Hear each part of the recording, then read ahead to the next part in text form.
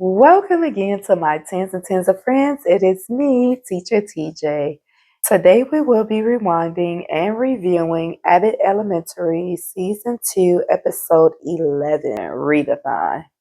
This episode begins with everyone returning from Christmas break or winter break. Mr. Eddie and Miss Teagues have an awkward moment in the break room where they're bumping into each other. They're trying to reach around each other and they're being weird, making small talk and stuff. And Ava and Barbara are observing them like, what's wrong with them? And Ava said, oh, they're just being weird because they dance together at the club.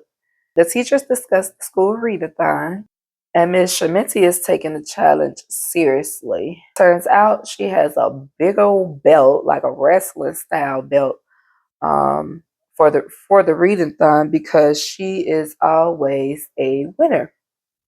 All of the children will win a pizza party for participating, and Gregory is confused on why someone would want to win pizza. Okay. Miss Shementi's class has had the most readers over the years. So much so, she is wearing her big wrestling style belt to declare that she is the champ. The champ is here. Miss Teague says her class will beat Miss Shementi's class, so Miss Shementi is willing to bet her belt on that. Miss Teague accepts the challenge, so it's up. Melissa lets her class know that they are going to be reading. No matter what they're doing, they will be reading. She goes as far as to say, you should be reading in the shower. Just put the book in a Ziploc bag and keep reading. She said, read everywhere, all day, every day. We have to win. In the hall, Mr. Hill is excited that he has 2 kids signed up for his podcast. And his podcast club is him and Mr. Eddie Gregory working together to. Mr. Hill and Mr. Eddie are working together on the podcast club, and turns out that teachers get paid more if they are doing extracurricular activities at the school with the children. Since Mr. Eddie's dating life is in shambles, he is doing the podcast club because apparently he doesn't even have enough money to date being a teacher. That's what it sounds like. Mr. Hill is explaining the background of podcasting, and he mentions the Podfather. And the students get pumped up like, the Podfather, y'all know Mr. Joe Biden? And Mr. Hill is thinking like, no, Mr. Joe Biden? I don't know how he's the Podfather. Does he have a podcast?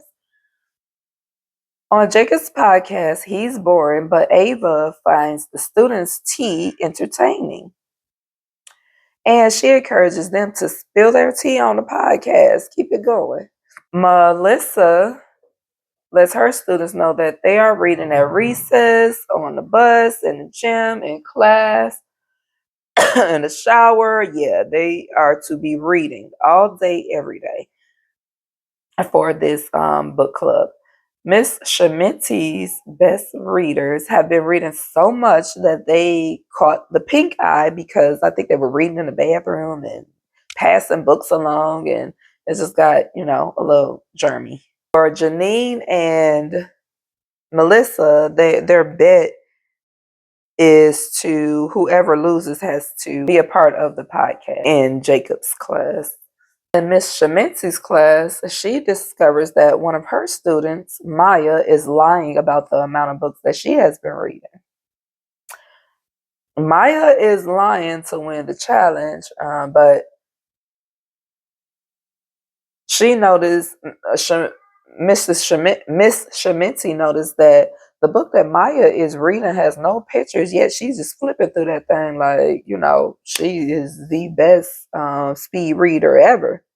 Yet when Miss Shementi asked her what was the title of her book, she couldn't read it. And the title of her book was Rip Van Winkle. So Miss Shementi discovered that her student was lying because she couldn't read the cover of the book. Yet she's read 10 Bearstein Bear books at home. Miss Shementi asked, what was the name of the sister bear? Side note, sister bear name is Sister Bear. But Maya says that the bear's name is Beyonce. And that confirmed what Melissa was suspecting. So Ms. Shamincy invites the students' parents into the school so that they can discuss um, what's been going on, considering that they have been signing off on her reading log as if she's actually reading them. Apparently, she read 25 books last night. What? To prove their point, her parents' names are Mr. and Miss Okafor. They asked Maya what was her favorite character, and Curious George. And of course, Maya says George, which was justification for the parents. Miss Shaminti is also concerned about Maya's progress with reading, and she's concerned that she is at the point of falling behind in reading, so she should just get Maya tested. The parents become upset that Ms. Shamincy suggests testing, so they left the meeting. And the meeting only lasted about 4 minutes. And in that time, Maya says she's read 4 books. Maya, stop it.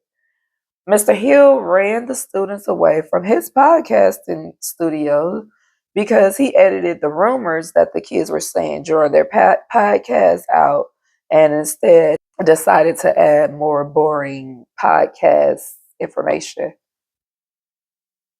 Mr. Eddie found out that all the kids left and that he wouldn't be getting paid for the podcasting club. So he was like, yeah, I think I'm going to go.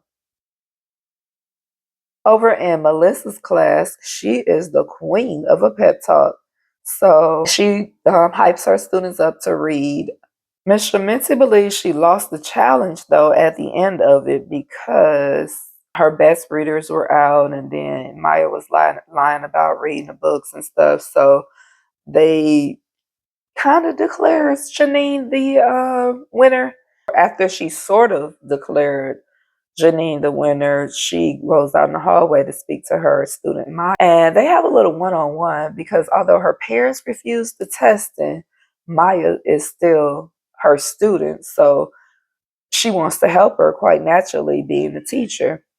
So she gave Maya a book that helped her as a child with reading when she was a little girl. She struggled with reading, so she could like really connect with Maya. The ultimate goal for the program is probably for children to foster a love of reading.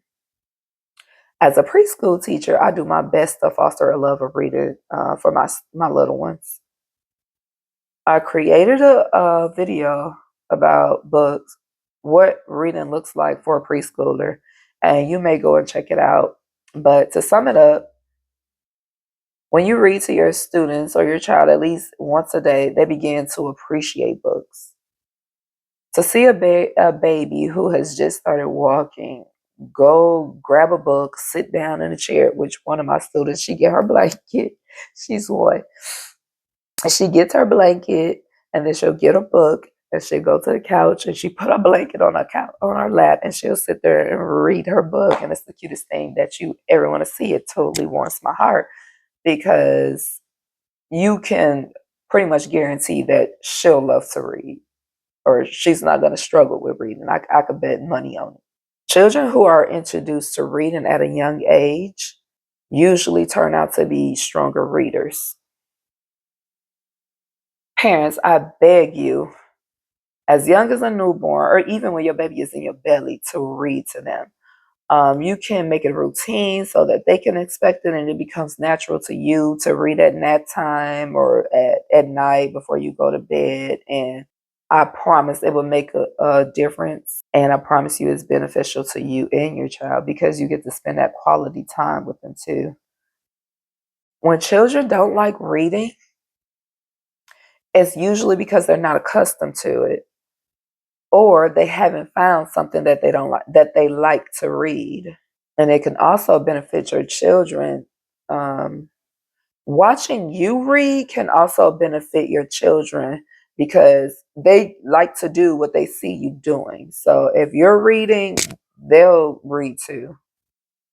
Over at Mr. Hill's podcast clubs, the students ended it, they quit, and Principal Ava tells him that she doesn't blame them because it was boring in there when she came in and sat in on the podcast. She said she almost fell asleep. Ava found out that the podcasting club had ended, And she says she understands why, because she was listening to it on the way to work, and she almost fell asleep. She was driving. She crazy. Later on, Melissa discovered that she actually won the challenge because she has two classrooms combined into one.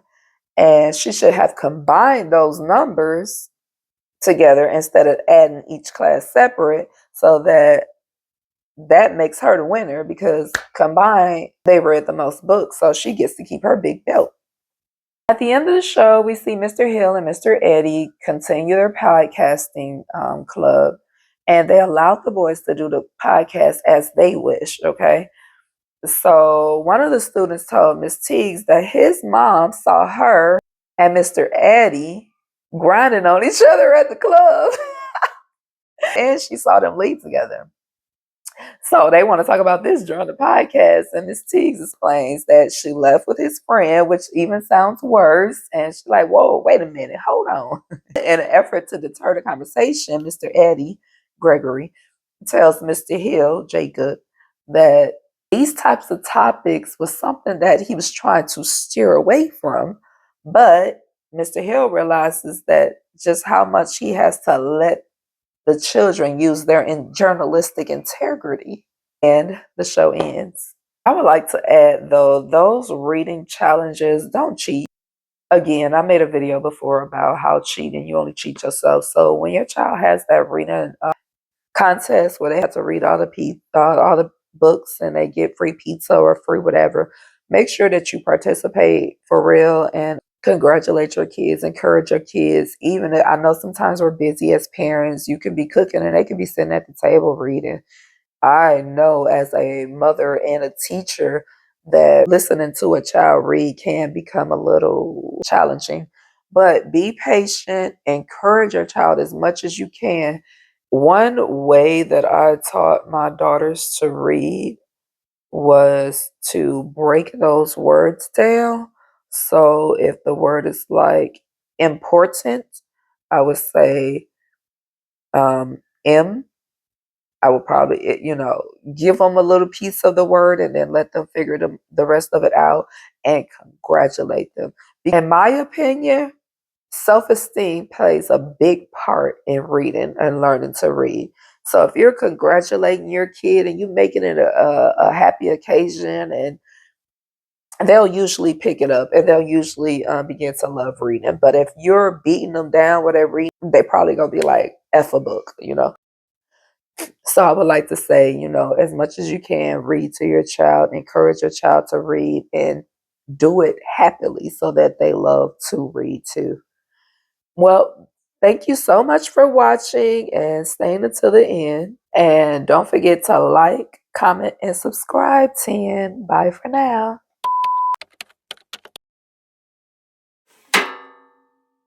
The teachers discuss the school read-a-thon. The teachers discuss the school read-a-thon. Miss Teagues accepts the challenge, so it's up and it's stuck. No, I'm just playing, but it's up. Not program, but the reading, when your child has one of those reading contests where they have, not daunting, but it, or stressful, it can be a little